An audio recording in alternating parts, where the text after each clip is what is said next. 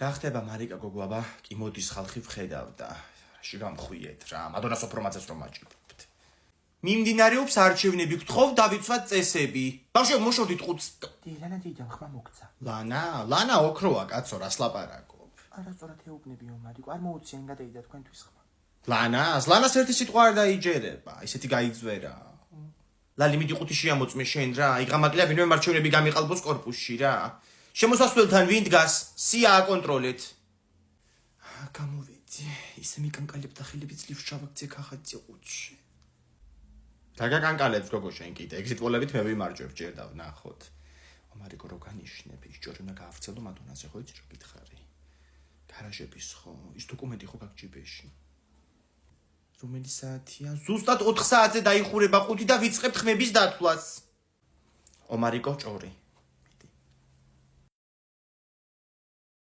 კორპუსის თავმჯდომარის არჩევნებზე, კორპუსის 76 მაცხოვრებლიდან არჩევნებზე გამოცხადდა 61 ადამიანი. კანდიდატებად წარდგენილები იყვნენ მადონა და ინგა. თუმცა, გავრცელებული ინფორმაციის მიხედვით, ქალბატონ მადონას ოფრომაძეს აქვს უკანონო დაშენებული გარაჟი ჩვენს კორპუსთან. ამის დამამტკიცებელი საბუთი მოგვაწოდა უცნობა წყარომ, ჩვენ გადავამოწმეთ და დადგინდა, რომ მშენებლობა ნამდვილად იყო უკანონო. რაც იმას ნიშნავს, რომ მადონას ოფრომაძის კანდიდატურა ავტომატურად მოიხსნა არჩევნებიდან და გამარჯვებული გახდა ინგა. გთხოვთ მივულოცოთ. მე ნამდვილად არ ველოდი, მადლობა მეზობლებო.